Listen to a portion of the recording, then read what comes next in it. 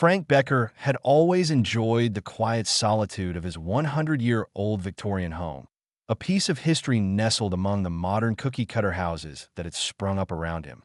The house had been in his family for generations, long before the surrounding neighborhood was developed and long before anyone had even heard of a homeowners association. That was why, when he pulled an official-looking letter from his mailbox one morning, he had no reason to suspect it would be anything other than routine. But as he read the contents, his heart pounded with disbelief and rising fury. The letter, sent from an entity calling itself the Springwood Homeowners Association, informed him that he owed over $11,000 in unpaid fines for violations of their community guidelines. His mailbox, they claimed, was not compliant with approved designs. His home's paint color did not meet neighborhood standards. His 100-year-old oak tree exceeded the acceptable height limit. And worst of all, he had failed to pay his mandatory homeowner association membership dues. The final line threatened legal action and potential liens on his property if he did not settle the outstanding amount immediately. Frank scoffed, his hands tightening around the paper. This had to be some kind of mistake. His house wasn't part of any homeowner association. It predated the entire development. The homeowner association had no authority over him, and he had certainly never signed any agreement granting them such power. Determined to get to the bottom of it, he drove straight to the homeowner association office, a sleek, modern building that looked out of place with its polished glass windows and corporate aesthetic. Inside, a receptionist greeted him with a rehearsed, overly pleasant smile. When he explained the issue and handed over the letter, she barely blinked as she typed his address into her computer. "Yes, Mr. Becker," she said in a tone that suggested she had done this before. "Your property is listed under the Springwood Homeowner Association jurisdiction." "That's impossible," Frank snapped.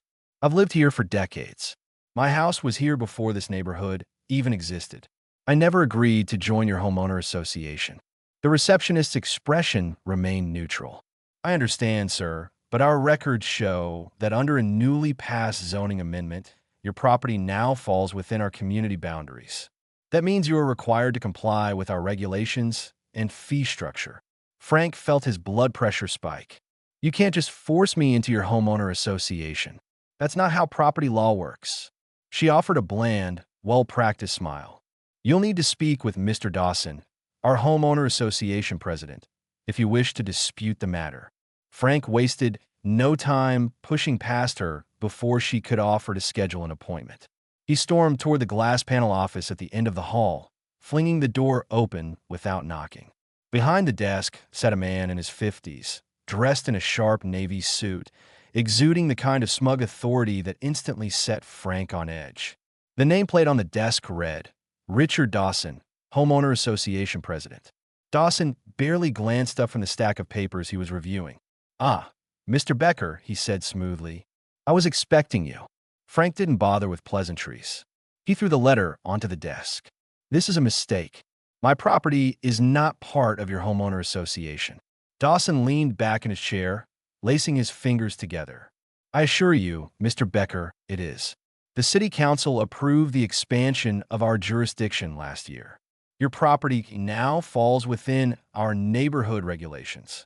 You can't just claim my house like some kind of land grab," Frank said, his voice rising. "I never signed anything agreeing to this." Dawson let out an exaggerated sigh. "I understand this is a difficult adjustment, but the rules apply to everyone.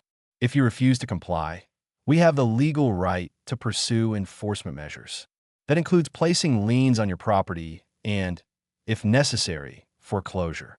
Frank's stomach turned. Foreclosure? Over some made-up homeowner association fees and paint color violations? This was beyond absurd. It was outright extortion. He took a slow breath, forcing himself to stay calm. "You can try," he said coldly, "but I guarantee you won't win." Dawson smirked, the kind of arrogant grin that suggested he had seen many people fold under the weight of homeowner association bureaucracy. "We'll see about that, Mr. Becker." As Frank walked out of the office, he knew one thing for certain. This wasn't just about fines or homeowner association rules. They were after his property, and he wasn't about to let them take it without a fight. Frank spent the entire drive home replaying his conversation with Richard Dawson in his mind, his grip on the steering wheel tightening with every passing thought. The sheer audacity of the homeowner association to claim his property as part of their jurisdiction without his consent was outrageous. His house had stood long before the neighborhood existed, before any of these self-important board members even moved into the area. And now they wanted to dictate how he maintained his home? The thought made his blood boil. He wasn't about to let some glorified neighborhood committee rob him of his rights. But first, he needed to understand exactly what he was up against. As soon as he stepped inside his house, he went straight to his study, pulling open the old wooden filing cabinet in search of his property deed. If there was any legal standing to what the homeowner association was claiming, it had to be in writing somewhere. After rifling through decades of records, he finally pulled out the original deed along with some historical documents dating back to his grandfather's ownership. His property was explicitly listed as an independent, non-homeowner association residence, meaning he was never part of any association. No contracts, no agreements, nothing that would have ever subjected him to their rules. Satisfied with his proof, he set the documents aside and opened his laptop, searching for information on the so-called zoning amendment that Dawson had mentioned. After a few minutes of digging, he found the city council meeting records from last year. Sure enough, a proposal had been submitted by the Springwood Homeowner Association requesting an annexation of unregulated properties surrounding the neighborhood, claiming it was for the sake of community consistency and uniformity.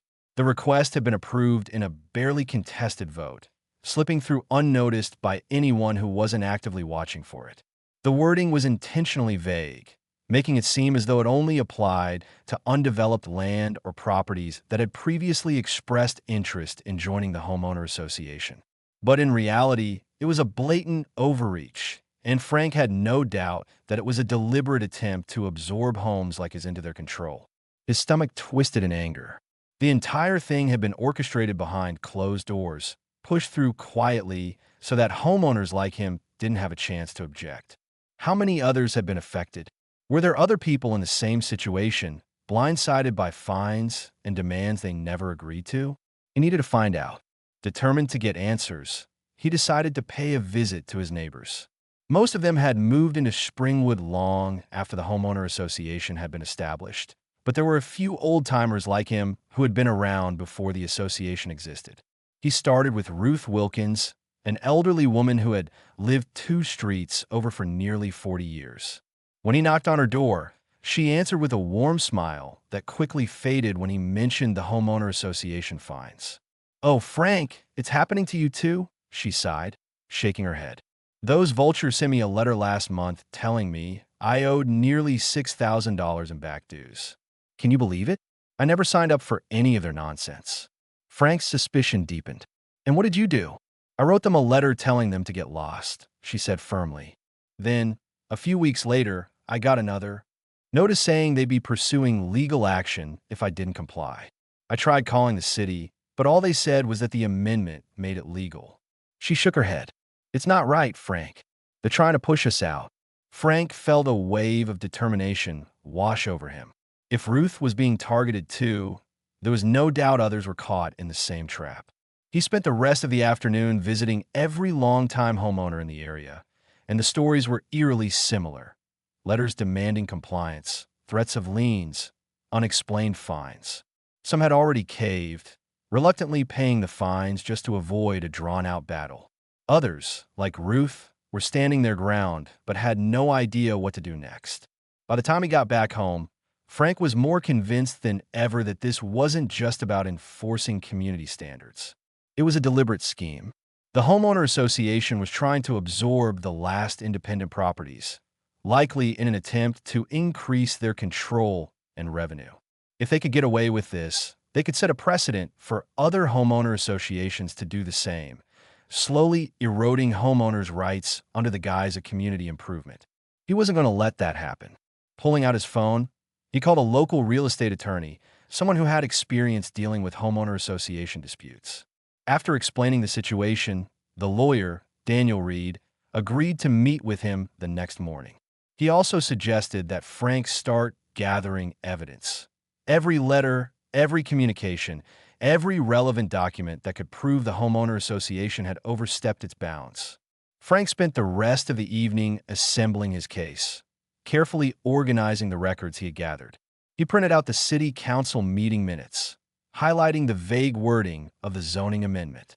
He collected statements from neighbors who were willing to speak out, documenting their experiences with the homeowner association's harassment. He even pulled up old aerial maps of the area, proving that his home had existed long before Springwood's development began. By the time he was finished, he had a thick folder of evidence ready to present to Reed. As he sat back in his chair, exhaustion creeping in, he couldn't shake the feeling that this battle was only just beginning. The homeowner association had made a critical mistake. They had underestimated him. They thought they could intimidate him, drown him in legal threats until he gave in. But they had picked the wrong homeowner to bully. If they wanted a fight, they were going to get one. The next morning, Frank arrived at the law office of Daniel Reed, a real estate attorney known for handling property disputes, particularly cases involving overreaching homeowner associations. The moment Frank stepped into the office, he felt a renewed sense of determination.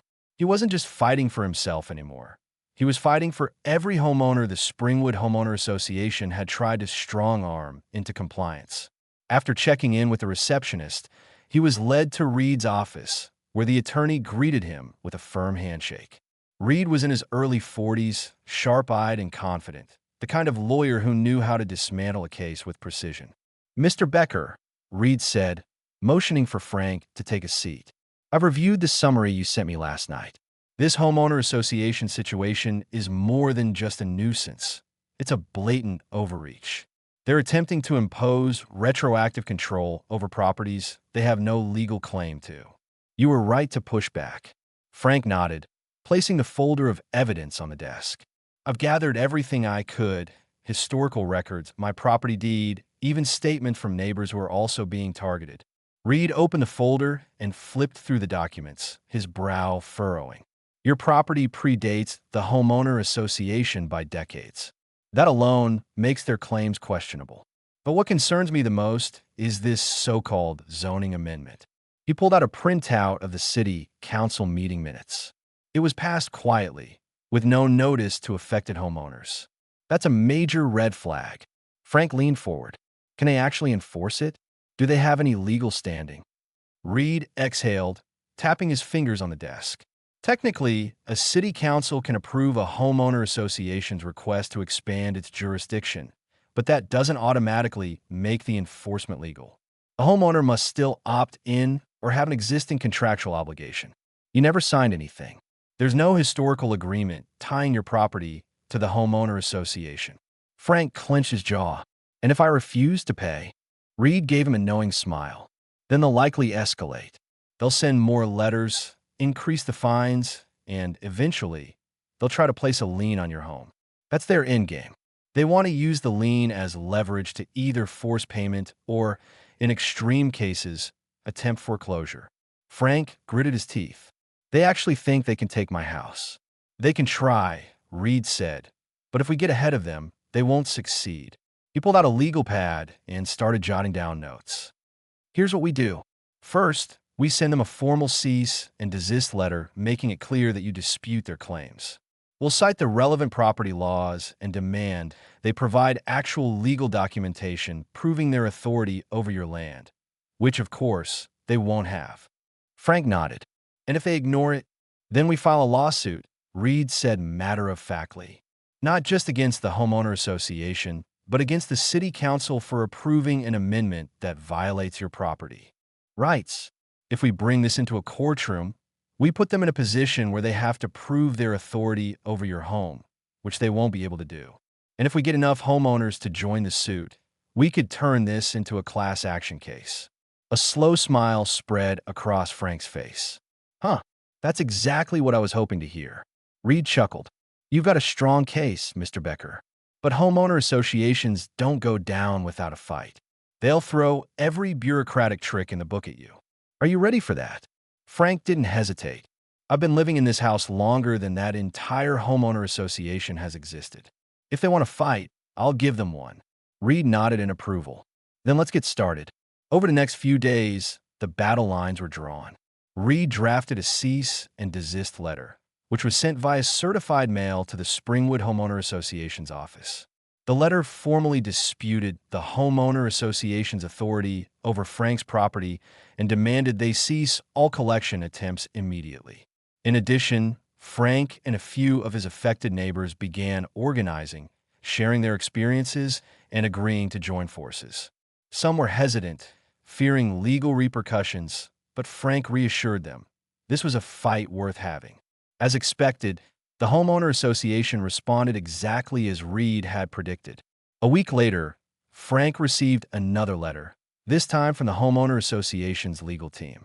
The tone was aggressive, warning that refusal to comply would result in escalated enforcement actions. The letter claimed the Homeowner Association was well within its rights to fine him, and that continued non-compliance could result in further legal consequences. Frank smirked. They were bluffing. He forwarded the letter to Reed, who was already preparing their next move. They're trying to scare you into backing down, Reed said over the phone. But they haven't provided a single legal document proving their claims. That's good for us. That same evening, Frank got an unexpected visit. As he was locking up his front gate, a sleek black SUV pulled up to the curb.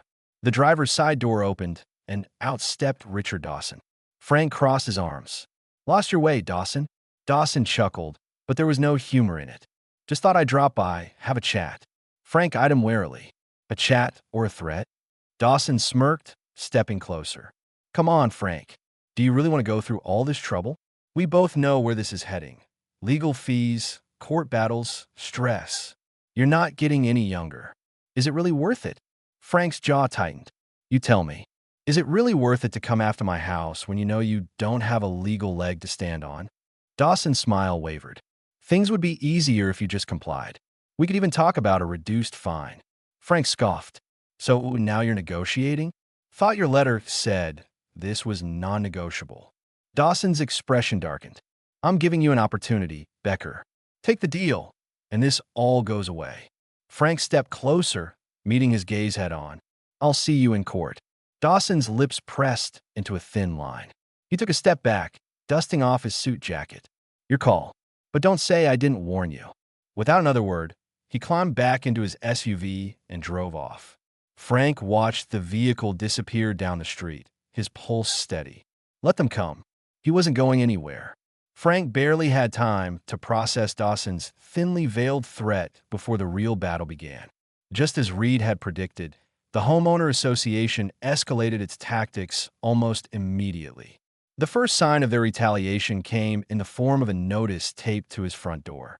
Final warning: non-compliance with Homeowner Association regulations will result in legal action. Frank tore it down without a second thought. If they want to take this fight to the next level, he was more than ready. Within days, the pressure intensified. Another letter arrived, this one from a law firm representing the Homeowner Association, informing him that the association had officially filed a lien against his property for outstanding fees and non-compliance penalties. The amount had ballooned from the original $11,000 to nearly $118,000, citing additional administrative processing costs and late fees. The wording was deliberately intimidating, filled with legal jargon meant to instill panic. Frank could almost hear Dawson's smug voice behind the threat. "You're going to lose, Becker. Give up now and save yourself the trouble." But Frank wasn't about to be bullied. He forwarded the letter to Reed, who, as expected, wasn't surprised. "They're following the standard playbook," Reed said over the phone. "Piling on fines, filing a lien. That's their way of trying to force your hand. But they've overplayed it. A retroactive Homeowner Association expansion doesn't hold up in court without your agreement. We'll counter this immediately." Frank had no time to breathe before the next move came. A process server knocked on his door the following morning, handing him an official summons. Springwood Homeowner Association was suing him for unpaid dues and noncompliance, demanding full payment of all fines and fees or face foreclosure proceedings. The court date was set, and suddenly, this was no longer just a dispute. It was an all-out war. But Frank wasn't alone. Word of the lawsuit spread quickly among his neighbors, especially those who had also received similar notices. Ruth Wilkins, the elderly woman Frank had spoken to earlier, called him in a panic. "They're doing it to me too, Frank," she said, her voice shaking. "I just got a notice saying they're suing for unpaid fees. I don't know what to do." Frank reassured her. "We fight it together." That evening, Frank gathered with a group of homeowners in his living room. People who had also been blindsided by the homeowner association's aggressive takeover. Some were scared, others were furious, but all of them wanted answers. Reed joined via video call, laying out their strategy.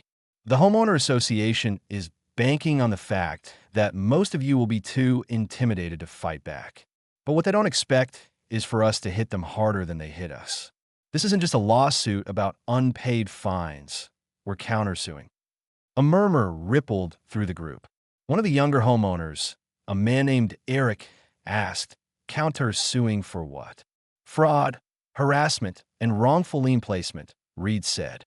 "They had no legal right to retroactively claim your properties. Their amendment was intentionally deceptive, and their attempt to force compliance through intimidation is a direct violation of homeowners' rights." Frank clenched his fists. "So we make them pay?" Reed nodded. "Not just that. We file for an injunction to prevent them from enforcing any further fines while the lawsuit is pending. That stops them from piling on more penalties and prevents them from touching your property until this is resolved in court." The group was fired up now. The fear that had lingered at the beginning of the meeting had transformed into determination. For the first time, they weren't just reacting to the homeowner association's aggression. They were going on the offensive. The legal battle quickly turned public. Frank and a few of the other homeowners reached out to local news stations, and within days, the Springwood Homeowner Association lawsuit became a hot topic. Reporters started showing up in the neighborhood, knocking on doors, eager to cover the story of a rogue homeowner association trying to steamroll independent homeowners. The public backlash was immediate.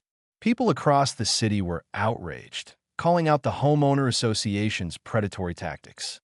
Social media exploded with support, with commenters blasting the homeowner association and calling for city officials to intervene. Dawson, who had likely been confident that Frank and the others would fold under pressure, suddenly found himself on the defensive. The bad publicity forced the homeowner association board to scramble, issuing carefully worded statements about community integrity and necessary compliance measures. But it was too late. The damage was done. As the court date approached, the homeowner association's lawyers tried to pressure Frank into settling, offering to drop the lien and fines if he agreed to acknowledge homeowner association authority over his property going forward. Frank laughed in their faces. "I'd rather burn my house down than let you take it," he told them flatly. By the time they walked into court, Frank and his neighbors were ready. Reed presented a devastating case, exposing the illegality of the homeowner association's actions, the lack of homeowner consent, and the outright fraud in the zoning amendments approval process. The judge immediately questioned the legitimacy of the homeowner association's claims, demanding to see documentation proving that homeowners had voluntarily agreed to the changes. Of course, there was none. Dawson's carefully crafted scheme collapsed under legal scrutiny. One by one, every fraudulent action was exposed: the improper fines, the wrongful liens, the intimidation tactics. The judge ruled in favor of Frank and his neighbors, invalidating the homeowner association's claims and ordering them to remove all liens immediately. But Frank wasn't done yet. With their counter-lawsuit still in play, the homeowner association now faced serious financial penalties. The court ordered an independent investigation into their practices, and when evidence of fraud and harassment surfaced, it triggered multiple lawsuits from homeowners across the neighborhood. The homeowner association's legal fees skyrocketed, their credibility shattered, and after the investigation, a series of criminal lawsuits were filed in the fall of 2020. By the end of it, Springwood Homeowner Association was left in ruins, and Richard Dawson was forced to resign, facing personal lawsuits from homeowners who had suffered under his policies and permanently banned from serving on any homeowner association board again. Frank stood on his porch, watching as Springwood Homeowner Association's empire crumbled. The victory was more. than just a legal win. It was a statement. No matter how powerful they thought they were, no matter how many threats they made, they couldn't take what was his. His house, his land, his freedom, untouched, unshaken, unbroken. The aftermath of the lawsuit against the Springwood Homeowner Association sent shockwaves through the entire neighborhood. The ruling was clear. Frank and the other independent homeowners were never part of the homeowner association, and the association had no legal claim over their properties. But the consequences for the homeowner association didn't end there. The counter lawsuit for fraud, harassment, and wrongful lien placement had gained momentum, drawing in more plaintiffs as other residents came forward with their own stories of bullying, intimidation, and arbitrary fines. With the court's ruling, the homeowner association was not only ordered to drop all liens and refund any collected fees, but they also faced severe financial penalties for their misconduct. The association, once a powerful governing body dictating everything from house colors to mailbox styles, now found itself on the brink of collapse. As for Richard Dawson, the former president who had led the aggressive expansion efforts, his resignation was only the beginning of his downfall. In the days following the ruling, several homeowners filed personal lawsuits against him, accusing him of abusing his authority, falsifying documents, and orchestrating a fraudulent takeover of private properties. With mounting legal fees and his reputation in ruins, Dawson's days of unchecked power were over. The smug arrogance he had once displayed was now replaced with desperation as he tried, and failed, to salvage what was left of his career. Frank, however, was far from done. While the courtroom battle had been won, he knew that a long-term solution was needed. The homeowner association might have been weakened, but as long as it existed, it could always attempt to regain control in the future. The real fight wasn't just about his house. It was about making sure this never happened again. With the support of the independent homeowners, Frank and Reed took the case one step further. They petitioned the city council to revoke the homeowner association's ability to annex properties without explicit consent from the homeowners. The council, now under intense public scrutiny, was forced to reevaluate the zoning amendment that had enabled the homeowner association's power grab in the first place. The council members, eager to distance themselves from the growing scandal, held a public hearing. The meeting room was packed, filled with angry residents demanding justice. Local media outlets covered the event, and footage of homeowners passionately testifying against the homeowner association's unethical practices went viral. The overwhelming public pressure forced the council's hand. By the end of the hearing, they had no choice but to invalidate the zoning amendment, effectively stripping the homeowner association of its authority over any property that had not voluntarily opted in. For the first time in years, Frank and his neighbors were truly free. No more surprise fines, no more arbitrary rules, no more threats of foreclosure over non-existent violations. As the dust settled, the remains of the once powerful Springwood Homeowner Association crumbled into irrelevance. Without its aggressive fines and legal intimidation tactics, it lacked the funding to sustain itself. Board members resigned one by one, and within months, the association was formally dissolved.